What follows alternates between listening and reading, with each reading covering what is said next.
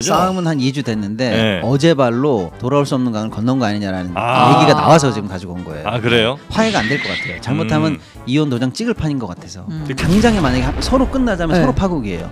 당장의 생산 라인을 당장에 할 수는 없잖아요. 그래서 이 세 반도체 회사 간의 이 드라마는 그 드라마로 봐도 재미있는데 문제는 국익 차원에서 사실은 이 K 반도체가 사실은 세계 시장을 지금 현재 어쨌거나 잡아가야 되는데 자중 질환이 나거나 이로 인해서 혹여 국외의 어떤 반도체로의 공급이 조금 세지면서 다른 회사들이 조금씩 올라온다든지 중국이나 마이크론이 올라온다든지 이런 문제가 생기면 이건 또 곤란하거든요. 네. 그래서 이제 업계에서는 내부적으로는 얼마든지 싸워서 해결해도 좋은데 국외 시장을 좀 생각하고 싸워라. 여러분한테 그럼 여쭤보고 가겠습니다. SK 하이닉스랑 한미반도체랑 지금 개싸움 날 것 같은 느낌 요거 하나가 있고요. 네. 그다음에 우리나라가 망할 것 같은 1분기 성장률이 0.2% 마이너스 난 거 역성장 요거 두 개 아이템 중에 하나만 갈 겁니다. 여러분의 선택에. 우리 저 기자님께서는 어떤 게 더 낫습니까? 아니 역성장 이야기를 저희가 다음 주에 네. 아주 시리즈로 준비해서 한번 하려고 시리즈로? 하고 아, 특집으로. 네, 오늘은 이제 하이닉스, 한미반도체. 한미반도체. 네. 하이닉스랑 한미반도체 아주 심플하게만 그냥 이제 개괄만 해드리면 두 회사가 정말 좋았어요. 지난 한 8년 동안. SK 하이닉스가 지금 막 잘 나가잖아요. HBM 막 독점 공급하고 엔비디아, NDBI 아니고 엔비디아입니다. 신혜영 기자님. 네, 엔비디아. 그런데 이제 너무 잘 나갔잖아요. 그런데 한미반도체랑 지금 SK 하이닉스가 약간 균열 수준이 아니라 좀 심각합니다. 싸움이 난 거죠? 싸움은 한 2주 됐는데 네. 어제 발로 돌아올 수 없는 강을 건넌 거 아니냐라는 얘기가 나와서 지금 가지고 온 거예요. 아 그래요? 화해가 안 될 것 같아요. 잘못하면 이혼 도장 찍을 판인 것 같아서. 그 하이닉스가 그렇게 잘 나간 게 사실은 한미반도체 덕이 굉장히 크거든요. 왜냐면 한미반도체가 그 무슨 TCP 본드인가 뭐 그 있어요. 이렇게 반도체 이렇게 막 묶어주는 거 있는데 패키징하는 게 있는데 그거를 독점적으로 SK 하이닉스에 줬죠. 그 기술이 인정받아서 네. 엔비디아. 네. 그 HBM을 다 만든 거예요.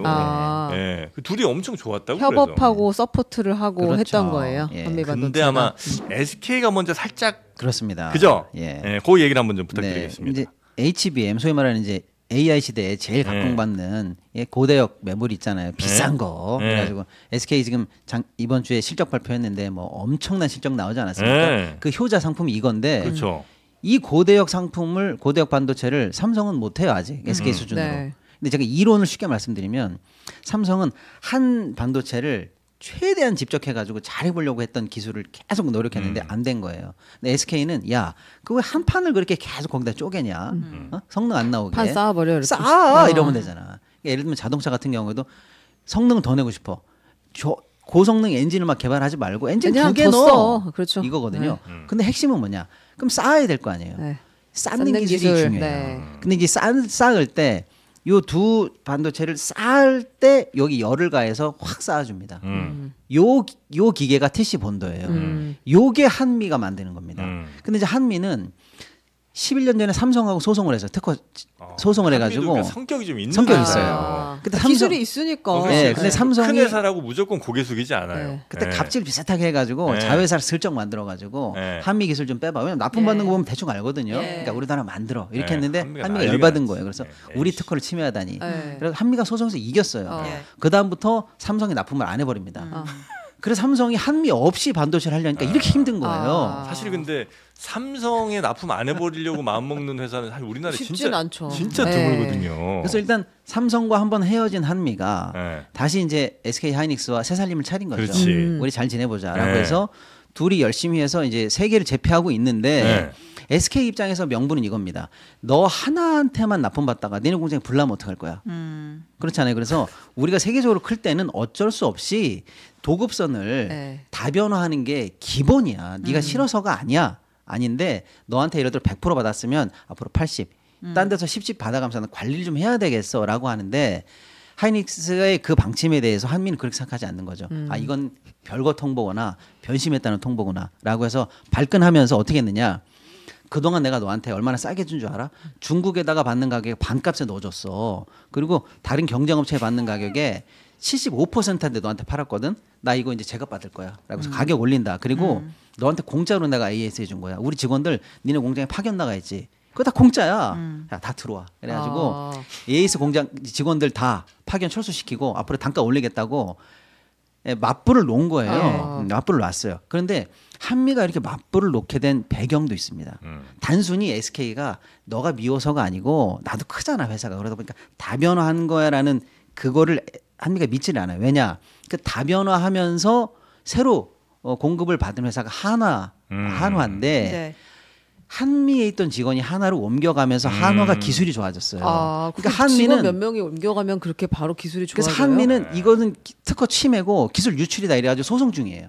핵심 이거는 또 금방 이게 또 가니까. 그러니까 한미 입장에서는 이 다변화라는 얘기를 믿는 게 아니고 나의 기술을 탈취한 작물을 네가 또 취득한 거야. 이런 식의 분노가 있는 거죠. 근데 하이닉스는 갑자기 왜 이걸 다변화 이야기를 한 거예요? 여기 한미가 싸게 해주기도 했고 뭐 AS 네. 비용도 안 받으면서 이렇게 같이 잘 갔는데 기본적으로 어떤 회사가 납품을 한 회사에게만 독점적으로 받는 건 사실 리스크입니다.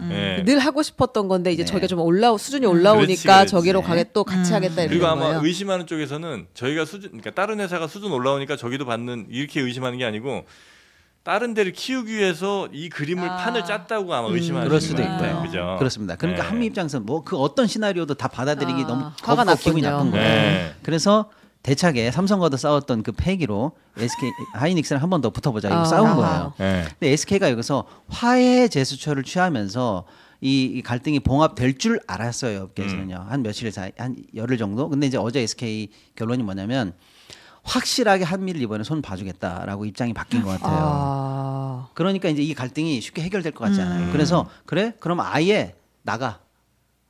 니네들이 여기서 자발적으로 인력 철수한 게 아니고 들어오지 마 나가. 그리고 우리는 다른 데에서 받는 공급선 더 늘릴 거야. 그리고 심지어 너희들 것도 줄이고 하나는 뭐 모르겠어. 근데 아예 외국에서 갖고 올게라고 하면서 이제 사실은 한미가 이제 국내 회사라서 많이 써준 건데 내가 네가 세계 최고라서 써준 게 아니야. 너보다 더 센 애도 있어 사실은 외국에. 하이닉스가 지금 입장이 그래요? 예, 나 그냥 딴 애들이랑 할 거야라고 해서 사실은 그 한미의 방식으로 이 가열해서 이걸 붙여지는 기술도 있고 소위 말하는 이제 세계 최고의 ASML의 자회사가 이것도 더 잘해요. 나 걔네들한테 받을 거야라고 해서 아예 갈라서자 이런 분위기라서. 그럼 이거는 당장 홧김에 이렇게 된 게 아니라 전부터 계속 다른 공급망들을 알아보고 준비가 된 상태에서 한미한테 그냥 결별을 던져본 거 아니에요? 네, 근데 이제 당장에 만약에 서로 끝나자면 서로 파국이에요. 당장의 생산 라인을 당장에 할 수는 없잖아요. 하이닉스 입장에서는 아마 본인들이 그렇게 해도 한미로 손 받을 수밖에 없지라고 아마 생각했을 숙이고 것 같아요. 들어올 거다. 네. 왜냐면 우리한테 안 팔면 너는 별로 작은 없다. 기업이니까 죽어 이런 얘기고. 그러니까 한미도 그 약세를 들키고 싶지 않아서 이렇게 얘기하는. 그래? 그럼 난 중국에다 팔 거야. 그리고 삼성으로 가면 어때요? 바로 그겁니다. 너희 라이벌 마이크론에다 팔 거고. 삼성 마이크론에 간다. 아니, 거기까지는 기본인데 이제 시장에서 가장 궁금해하는 스토리 전 남편. 그 깨진 전 남편. 삼성과도 관계가 회복되는 건가? 근데 삼성은 지금 HBM 시장에 진입이 안 되고 있거든요. 얼마나 절박하겠어요. 얼마나 절박해. 그럼 이제 드디어 시장에서 제일 궁금한 거는 여기를 혹시 버린다면 삼성그룹까지 다시 갈 수 있는 것인가? 이렇게까지 지금 관심이 모아지고 있는. 근데 삼성 입장에서도 지금 드라마입니다. 자존심의 스크라치가 엄청 났거든요. 왜냐하면 그 몇십 년 동안 우리가 반도체 1등이었는데 하이닉스에 밀렸어. 그렇죠. 이거는 우리도 용서가 안 되잖아요. 그렇죠. 삼성 입장에서. 네. 그러니까 어떻게든 지금 옛날 헤어진 남편이고 누구건 간에 그럼요. 다시 손 잡더라도 다시 SK 하이닉스는 무조건 이겨야 돼. 라는 간절함이 또 있잖아요. 그래서 아마 저는 뭐 충분히 손잡을 수 있을 거다. 그래서 이 세 반도체 회사 간의 이 드라마는 그 드라마로 봐도 재미있는데 문제는 국익 차원에서 사실은 이 K 반도체가 사실은 세계 시장을 지금 현재 어쨌거나 잡아가야 되는데 자중 질환이 나거나 이로 인해서 혹여 국외의 어떤 반도체로의 공급이 조금 세지면서 다른 회사들이 조금씩 올라온다든지 중국이나 마이크론이 올라온다든지 이런 문제가 생기면 이건 또 곤란하거든요. 그래서 이제 업계에서는 내부적으로는 얼마든지 싸워서 해결해도 좋은데 국외 시장을 좀 생각하고 싸워라. 이런 얘기도 좀 파고까지 가지는 말고. 그럴 수 있겠다 진짜. 우리나라 반도체 메모리 특히 너무 잘 만드는데 여기 이제 감정 싸움이 자칫 그냥 판을 깨버리는 상을 뒤엎어서는 안 되는 거 아니겠습니까? 그렇죠. 서로 반찬 뺏어 먹을 수는 있지만. 그렇습니다. 상 뒤엎는 거 예전에 많이 봤죠. 우리 아버지들. 마음이 한미한테 간다. 간이 그래요? 들어보니까 참지 않는 게 마음에 들어요. 스타일이에요? 신혜원 기자 스타일. 대기업이고 자시고 그냥 들이받는 거. 건들면 참지 않기 약간 이런 느낌. 뭐 현실에서 좀 많이 참으시는 모양이에요. 예, 매일 참습니다. 알겠습니다. 자, 그렇게 우리나라 반도체는 잘 좀 되기를 바라는 마음으로. 자, 그리고 트럼프 취임 이제 100일이 됐죠. 네, 맞습니다. 네, 우리나라 걱정이 좀 많은데 지금 어떻게 되고 있습니까? 우리 뭐 한미통상 같은 거는. 그거요? 근데 오늘 100일을 맞이해서 사실은 뭐 미국 내에서도 관심이 있고 우리도 관심이 많습니다만 100일 관련해서 제일 걱정이 사실 트럼프가 일으킨 통상 전쟁 이것 때문에 미국 내에서도 굉장히 불안하고 여론이 좀 많이 안 좋아지긴 했습니다. 이게 이제 맥락이 있는데 100일 내내 사실은 이제 이 관세 전쟁이 성과 없이 불안만 키우다 보니까 트럼프 입장에서는 굉장히 부담스러웠을 거 아니에요. 그런데 허장성세라고 그럴까요? 처음엔 괜찮아, 난 할 수 있어 이렇게 보여줬는데 정확하게 이제 4번 정도 트럼프 대통령이 꺾었단 말이에요. 후퇴하더라고요. 후퇴를 했어요. 근데 이제 오늘 또 후퇴 조치가 하나 나왔습니다. 100일 기념으로. 조금 큰 거죠. 큰 거 나왔습니다. 예를 들어서 상호 관세를 전 세계를 상대로 한 60여 개국에 대해서 일단 물리기로 했는데 90일 유예하면서 한번 꺾었죠. 미국의 이제 제 시총 1위인 애플을 살려야 될 거 아닙니까? 그래서 스마트폰도 상호관세 품목에서 빼가지고 별도의 개별관세 품목으로 일단 넘겼어요. 그리고 아직 개별관세 확정도 안 됐어요. 이거 한번 꺾었죠. 뭐 아무튼 이런 식으로 여러 가지를 많이 꺾고 있는데 오늘 나온 조치는 이제 자동차 관련해서도 외국산 부품에 대해서 들어오는 관세를 완화하고 외국산 자동차에 대해서도 중복 관세가 부과되지 않도록 조치할 계획이다라고 해서 이 조치가 나올 것이라는 거는 이미 예고가 됐는데 오늘 취임 100일을 맞이해서 이 조치가 딱 나왔습니다. 근데 이거는 미국 내에서도 환영하고요. 우리 입장에서도 현대기아차 입장에서도 환영할 수 있는 조치다. 이렇게 좀 봐야 되는데 미국에서 미국으로 들어가는 자동차에 대해서 관세 매기고 또 뭐 부품도 매기고 뭐 이렇게 되면서요. 근데 이제 그런 중복은 안 되게 할게요. 이렇게 한 거죠. 너무 쉬운 얘기인데요. 야, 외국산 자동차에 관세 물리면 여기서 공장 짓겠지라고 생각했는데 그럼 우리 업체 미국에서 만드는 우리 업체는 괜찮겠지. 소위 말하는 포드 같은 회사들은 괜찮겠지라고 했는데 아니죠. 그 회사들도 캐나다나 멕시코에서 조립 많이 하고요. 부품은 전부 다 외국산이 많아요. 그렇죠. 그러니까 너무 이 단편적인 로직으로 이루어진 정책이기 때문에 부작용을 쉽게 예상 못했던 거예요. 근데 이제 그게 이제 자동차 업계에서는 이러다 큰일 난다. 우리 동시적으로 피해를 다 본다 이런 얘기가 지속적으로 들어갔는데 그동안은 사실은 꼼짝 안 하다가 이제 그 비판에 대해서 수용하면서 좀 꺾였다 이렇게 봐야 되겠죠.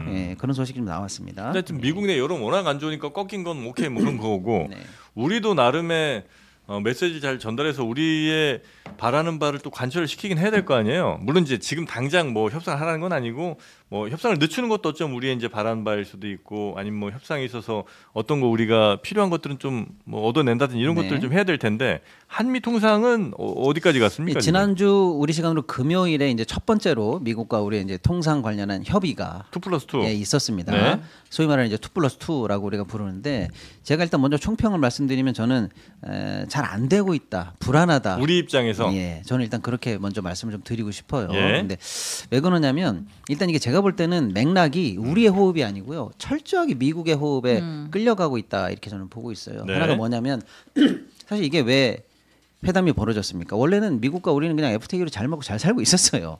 갑자기 트럼프 대통령이 있지도 않던 관세 25%를 얘기하면서 얘기가 시작된 거거든요. 그럼 우리는 그걸 항의하러 가야죠. 예를 들면 왜 없던 일을 벌렸냐, 우리가 왜 25%냐 이런 걸 따져 물어야 되는데 트럼프 대통령이 한덕수 총리하고 통화하면서 나는 앞으로 한국과 원스톱 쇼핑을 할 거야 이렇게 얘기를 했습니다.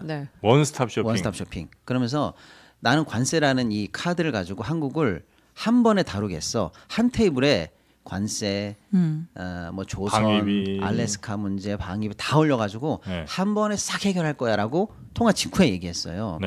그 맥락이 있다는 거 제가 볼 때는. 그 이후에 어떻게 됐냐? 원래는 베센트하고 재무장관 회담하러 최상목이 따로 회담이 잡혀 있었고.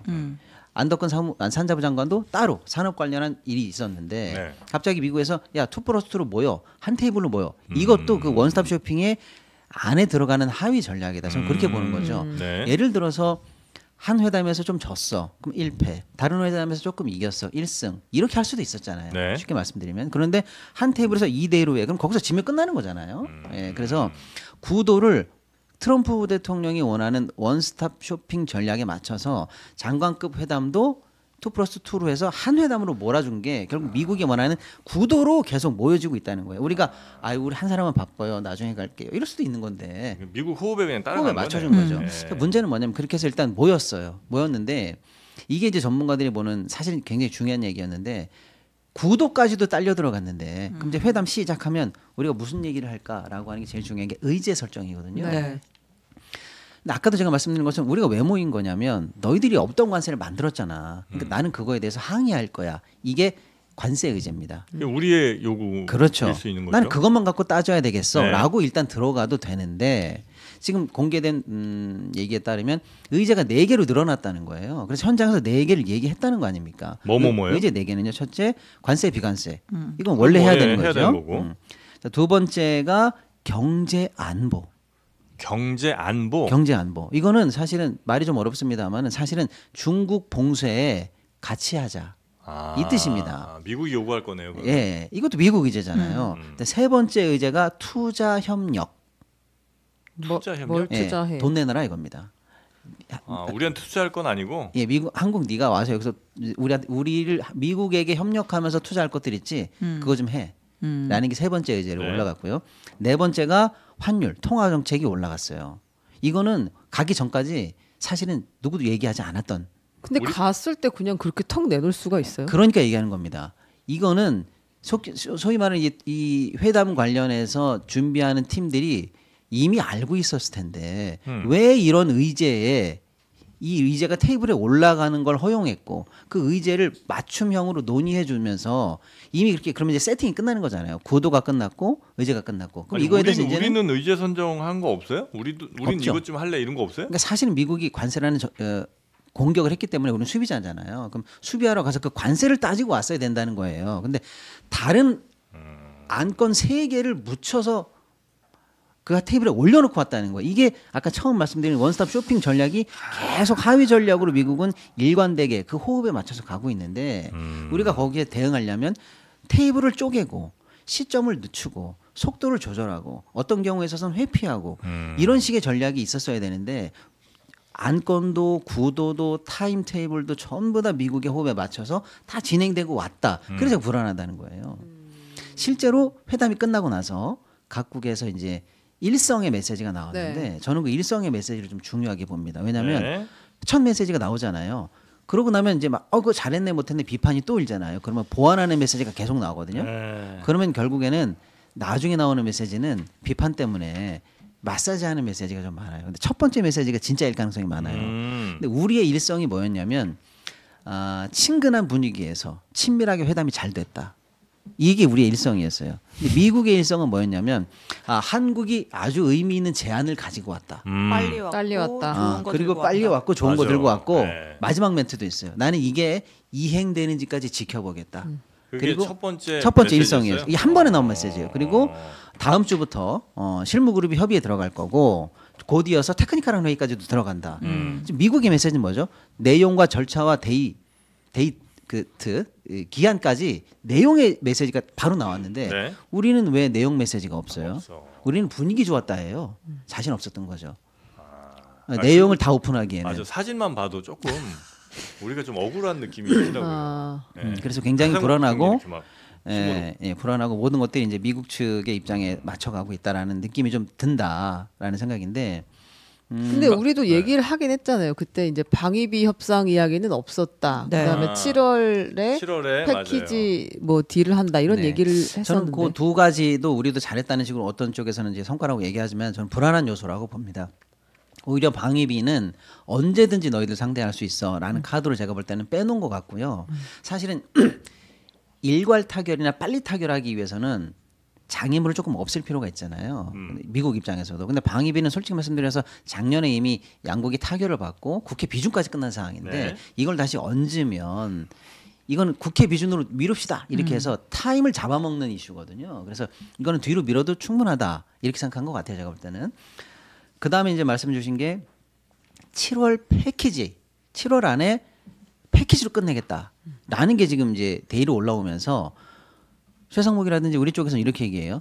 6월 3일이 대선이니까 우리가 도장 찍은 거 아니다. 차기 정부에게 도장 찍을 수 있도록 넘겨놓은 거니까 내가 뭐 한 거 있니? 안심해라. 이런 식으로 얘기하는데 제가 볼 땐 말이 안 되는 얘기입니다.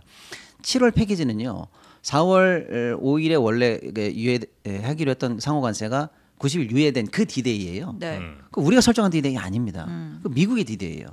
본인이 90일을 유예하고 90일 내에 성과가 없으면 미국 손해입니다. 그리고 90일 내에 전 세계에 있는 60여 개국과 일괄 타결 가능하겠어요? 못하죠. 안 되죠. 그러니까 그 데이는 원래 넘기는 거예요. 그걸 넘길수록 유리합니다. 왜? 어떤 나라든지 간에 가장 유리한 어떤 안을 만들 수 있잖아요. 그럼 우리 입장에선 저 나라에 있는 저 조치, 또 B국에 있는 저 조치를 모아서 우리 최애국 대우해줘. 이런 얘기를 할 수가 있거든요. 네네.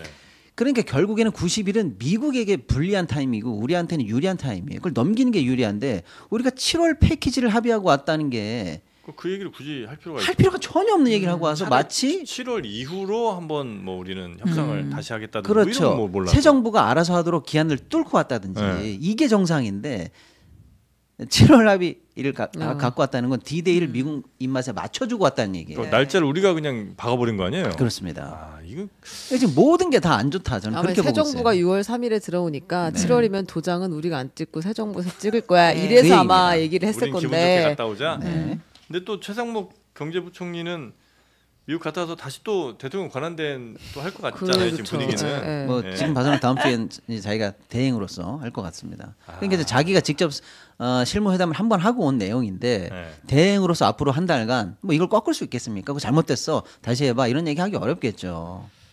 굉장히 지금 사실 그런데 문제는 이제 실무 회담이 이번 주 수요일부터 시작된다는 오늘이네요. 아 그런가요? 내일이네요. 내일부터 이제 시작된다는 거예요. 네. 점점 이제 워킹 그룹들이 돌아가고 있으면 네. 이거 점점 발을 더 깊이 담그는 거거든요. 굉장히 불안합니다. 근데 사실은 좋지 않은 상황이다. 저는 그렇게 보고 있어요. 네. 근데 이제 다른 부분 이건 총론적인 분석이었다면 이제 가장 사실은 분석이 덜 됐고 오히려 긴 호흡으로 우리나라에게 더 안 좋은 영향을 미칠 수 있는 게 제가 볼 때는 네 번째 의제가 갑자기 튀어들어갔는데 환율 정책이 이게 올라간 거거든요. 환율을 근데 굳이 왜 협상을 하죠, 그걸? 바로 그겁니다.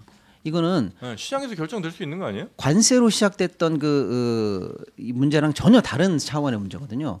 좀 심한 얘기를 하면 국가의 존망까지도 어쩌면 왔다 갔다 할 수 있는 문제를 관세 테이블에서 올려놓으면은 이것도 미국 입맛에 맞는 그 테이블에서 우리가 해결하겠다는 거거든요. 아니, 저는 뭐 다른 환율 쪽은 모르지만 환율은 어쨌든 기본적으로 이제 시장에서 자율적으로 결정이 되는 거고 네. 만약에 국가 대 국가로 환율 관련해서 뭐 협상이 시작하면 진짜 큰일 나는 경우들이 종종 있거든요. 그럼요. 옛날에 플라자 합의라는 게 그거 아니에요. 그렇죠. 환율을 갖고 일본 니네 이거 저 반으로 해. 이렇게 갖고 나라 박살 반 났잖아요, 그냥. 맞습니다. 그런 것처럼 환율이 뭐 우리가 예를 들어 이제 환율 조작국으로서 뭐 좀 협상할 게 있다면 뭐 그건 이제 할 수도 있을 것 같긴 한데 굳이 지금 우리가 환율을 왜 미국과 어떤 논의를 하자는 거예요? 그러니까 제가 그 왜라는 말에 답을 할 게 없어요. 그러니까 왜라는 거예요. 근데 사실 이제 거꾸로 우리 입장에서는 왜 이걸 논의해야 되는지 이유를 전혀 모르겠고요. 네. 미국 입장에서 생각해 볼 수밖에 없잖아요. 네? 이걸 의제로 올렸다는 거는요. 네. 근데 우리 입장에서 사실은 환율은 굉장히 불리한 이슈고 우리는 세계적으로 보면 수출 수입이 그 나라의 경제에 미치는 영향이 가장 큰 나라입니다. 네. 우리가 1등이에요. 물론 이제 아무튼 1등입니다, 우리가.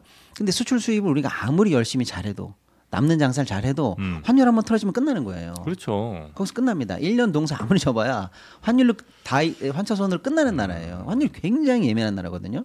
그런데 우리가 미국으로부터 그동안 환율 조작국 지정을 안 받으려고 외환당국이 환에 개입을 하긴 합니다만 공식 개입을 안 하고 네. 시장 친화적인 조치밖에 안 하고 있다라고 계속 어필하는 상황이라서 네. 늘 환율은 조마조마한 부분이고 한번 건드리면 큰일 나는 분야거든요. 근데 미국이 왜 환율을 건드릴까? 이런 거예요. 아까 말씀드린 첫 번째 의제, 두 번째 의제, 세 번째 의제 다 좋다 이거예요. 근데 미국이 그건 원하는 거잖아요. 야, 우리가 중국 봉쇄할 때 같이 들어가자라든지 네. 뭐 야, 알래스카 관련해서 파이프라인 그 뚫기 힘든데 한 60조 내가 돈 낼래? 다 미국이 원하는 거예요. 근데 그건 원하는 거고 당초에 거꾸로 올라가서 관세 전쟁을 시작한 이유가 뭐예요? 미국이 무역 적자 본다는 거거든요. 네. 야, 우리가 너무 손해 봐서 안 되겠어. 관세 물려가지고 우리 무역 관련해서 적자를 제로로 만들어야 되겠어. 이게 목표거든요. 주고받는 거 없이 제로로 만드는. 근데 모든 관세 전쟁을 다 했어. 끝냈어. 협약을 다 했어. 근데도 이 나라들이 막 이렇게 영리하게 뚫고 들어와서 미국으로부터 돈을 많이 벌어가.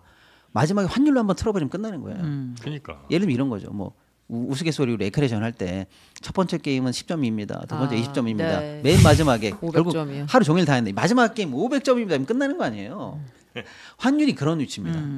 근데 마지막에 미국이 원하는 방식으로 환율을 절상시키면 되는 거예요. 근데 이게 협상의 대상이 될 수 있어요? 아니죠.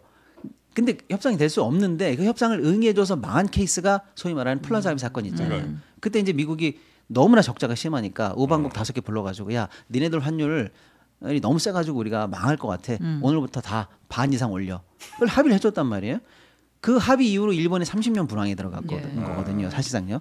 그러니까 그때 일본은 그럼 멍청했을까? 멍청했어요. 그게 그렇게 긴 불황을 이끌 수 있는 결정적인 단초라는 걸 몰랐어요. 그 불황이. 그리고 또 그 플라자 합의하고 아마 한 짧게 몇 년은 되게 좋았거든요. 일본이 막 호황이 막 어마어마했지 그때가 최고였지 그때. 네. 막 그래서 막 젊은 사람 직장인들 막 그냥 돈 어디 가서 막 쓰고 뭐 일본의 최전성기였습니다. 그때가 사실은. 그죠. 예. 왜냐면 그때 갑자기 원래 몇 엔이던 게 엔화 가치가 갑자기 올라가니까 올라가서. 막 돈이 막 전 세계 막 땅 다 사고 막 이랬었잖아요. 예. 그리고 이제 망했지. 그렇죠. 예. 근데 우리는 그 정도 돈 뭐 할 돈도 없는 상황에서. 근데 이게 의제 선정이 됐다라는 네. 건데 협상이 어떻게 진행되고 있는지는 아직 모르는 상황인 모르지만 거죠. 네. 의제 선정이 된 것 자체로도 이건 이상하다. 정말 큰 충격으로 보셔야 됩니다. 그럼 우리가 원하는 대로 협상 되겠어요? 미국이 원하는 바가 있을 거 아닙니까? 무역액이 얼마 올라가고 너희들이 무역 흑자를 얼마 가져가면 이 정도까지 환율 절상하기로 따로 합의 본다라든지 뭐 모종의 어떤 미국이 원하는 툴이 있겠죠. 네. 그걸 받으라는 얘기 아닙니까? 그럼 우리가 농사 잘 지어도 마지막에 꺾이면 끝나는 승부가 될 수도 있다는 거예요. 너무나 위험한 의제가 예고도 없이 갑자기 올라갔어요.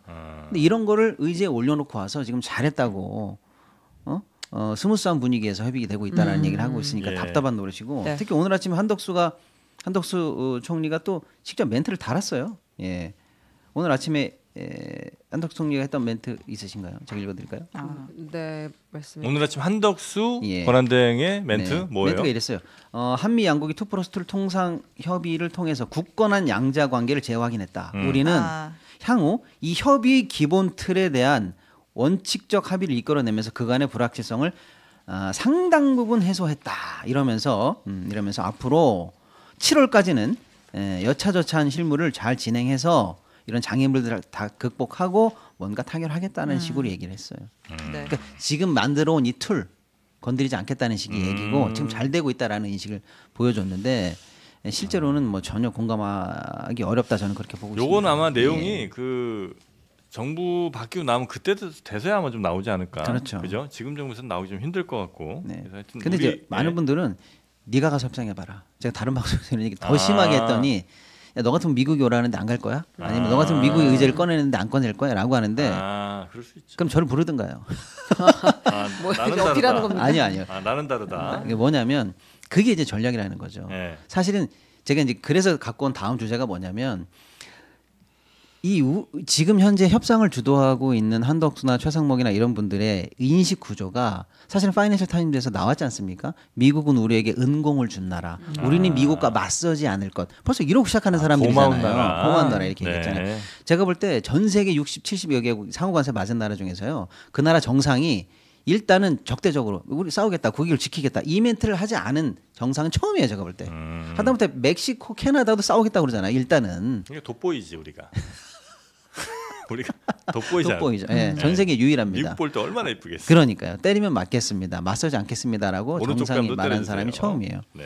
자, 그런데 이거랑 이 반면교사 삼을 사례가 하나 있어서 제가 일부러 한번 갖고 온 거예요. 거기까지만 갈까요 그러면? 네, 일본 국채 얘기를 갖고 왔습니다. 일본 네. 국채 좀 어렵지 않을까? 괜찮을까요? 시간 충분하지 않아요? 아니. 네. 지금 일본 국채를 가면 아니, 다른 네. 데를 못 간단 말이에요. 네. 그래서 저는 하이닉스 요것도 좀 재밌는 하이닉스요? 이슈긴 한데. 알겠습니다. 어떻게? 이건 짧게만 말씀드릴게요. 이게 1분 안에 끝내보겠습니다. 네.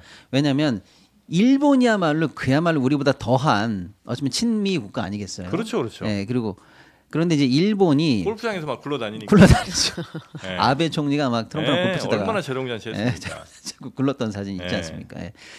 근데 이제 한 달 전에 사실은 상호 관세 90일 조치를 세게 얘기하고 막상 당일에 유예를 선언했단 말이에요. 네. 근데 그 트럼프 대통령이 관세 유예 조치를 한 것 꺾은 것, 트럼프의 아킬레스건을 찌른 건 뭐냐면 국제 시장의 불안 이거가 통했다라는 게 이제 전망이고 분석이거든요. 뭐 주가 떨어지고 이런 것도 다 버티고 뭐 여론 안 좋아지고 신경도 안 쓰는데 제일 치명적으로 아킬레스건이 됐던 게 바로 미국 국제 시장의 불안이었는데 미국이 뭐 36조 뭐 얼마의 뭐 국가 채무가 있고 한 달에 내야 되는 이자가 얼마고 근데 이 채권 시장이 흔들리면 감당할 수 있겠느냐 이런 불안을 트럼프 대통령이 거기에는 못 버티고 그래 그럼 내가 그 정도까지 채권 시장이 불안하다면 일단 시장 안정을 위해서 관세를 유예한다 이렇게 됐다는 거예요. 기세 등등하던 트럼프마저 잠잠하게 만든 게 누구냐? 그런데 채권인데. 이제 그 채권을 그럼 누가 불안하게 했느냐? 누가 팔아줬겠냐? 아시아 시장에서 미국 국채가 투매가 나왔다. 이걸 가지고 소위 말하는 이제 트럼프 측근그룹이나 월가가 봐라 흔들릴 수 있다라고 이제 트럼프를 설득했는데 그 아시아 시장에서 투매를 당초에는 중국발 매도라고 생각했었어요. 추정했었는데 최근에 확인됐는데 건니찌와로 확인이 됐습니다. 그래서 최근에는 사유나라 되는 거예요, 그러면? 정확하게 확인이 됐는데 일본이 약 30조 정도의 미국 국채를 매도한 것으로 확인이 됐어요. 올 초에? 이건 이제 채권 관련해서 얘기해도 굉장히 재밌습니다만 시간이 없으니까 건너뛸게요. 문제는 뭐냐면 이 민감한 시기에 일본이 이렇게 민감한 이슈인 걸 모를 리가 없어요. 그런데 미국에게 보여준다는 거예요. 나 국채 이렇게는 많이 들고 있는데 내가 또 몇 조를 투자한다고 얘기했잖아, 트럼프 형님.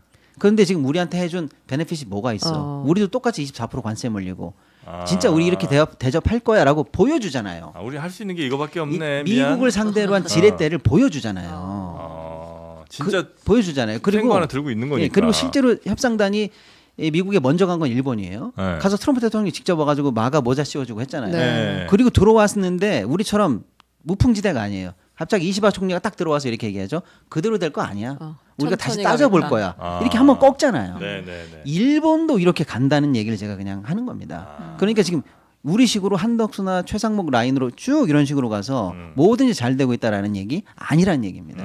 천하의 일본도 꺾는다. 이런 모습을 좀 보여주려고요. 일본이 채권을 일본발로 채권이 그 미국 국채가 팔린 게 이제 확인이 좀 된 것 같은데 과연 일본이 왜 팔았는지는 몰라요. 그거는 그건 뭐 알 수 없는 건데 다만 시점이 미묘하게 그런 시점에 팔았더라까지만 좀 듣고요. 오늘은 이 정도 마무리하도록 하겠습니다. 박시동의 부릉부릉 경제. 앨범 잘 되고 있죠? 늘 트라이 중입니다. 혹시 다음 앨범도 준비하실까요? 진짜 준비 중입니다. 작사는 나왔어요. 근데 거물 작곡가한테 곡 받기로 하지 않았어요? 그 거물 작곡가를 계속 섭외 중인데 그 작곡가가 지금 자꾸 차일피일 미루고 오디션을 안 봐주고 있어요. 다행이네요. 이런 거 진지하게 나올 때마다 저 깜짝깜짝 놀라요. 오디션도 봐요? 유근 시인님께서 노래 만들어라라고 해서 작사를 보내주셨어요. 그래요? 근데 유근 시인님이 그 김광석 씨의 너무 아픈 사랑은 사랑이 아니었음을 그거를 내셨거든요. 근데 다른 그 김광석인 줄 알았어. 그 작사 이후로 노래 작사를 안 해보셨는데 저한테 작사를 주셨어요. 영광 아닙니까? 그러니까 제가 제 친구들 작곡가한테 곡을 줄 수가 없어요. 너무 위대한 그 글을 읽어보셨죠? 노래말을 어때요? 트로트로 만들어줘. 또 트로트요? 그러니까 노래말이 좋아요? 좋습니다. 그래요. 주제는? 뭐 이름을 약간 빗대가지고 부릉부릉 뭐 잘 나가보자 약간 이런 느낌이죠. 류근 시인님이 요즘 많이 조금 급하신. 근데 유근 시인님 이 네임드에 맞는 작곡가분과 계속 트라이 중인데 그렇습니다. 근데 밸런스가 너무 안 맞는다. 류근 작사의 예를 들면 그분 작곡인데 가수가 박시동 노래의 장르는 트로트. 쉽지 않으나 그래도 또 새로운 도전은 계속해서 이어져야 됩니다. 그렇습니다. 대선 끝나고 제대로 해가지고 해서 신곡 발표 한번 하겠습니다. 박시동님의 신곡 기다리겠습니다. 고생 많으셨고요. 그 곡이 이렇게 잘 생각 안 날 때는 그 같이 저 작곡가님이랑 그 닭동가리에서 맥주 한잔 하시면서 치킨 딱 뜯으시면 곡 생각도 바로 날 겁니다. 알겠습니다. 자, 우리 최윤경 기자님 고생 많으셨고요. 신영 기자님도 고생하셨습니다. 자, 그럼 저희는 내일 오전 11시 장르만 여의도 수요일 순서로 다시 여러분 찾아뵙도록 하겠습니다. 요즘에 구독을 조금 뭐 많이 바라는 건 아닙니다. 하루에 한 1,000명 정도씩만 늘면 어떨까요? 그런 기적이 저희에게 일어날까요? 믿으면 일어날 수 있을 것 같습니다. 믿습니다. 여러분을 믿겠습니다. 고맙습니다. 내일 1000명 늘어난 저희의 구독자를 보고 싶습니다. 28만 9천 명 기대해 봅니다. 너무 고맙습니다, 여러분. 내일 뵙겠습니다. 감사합니다.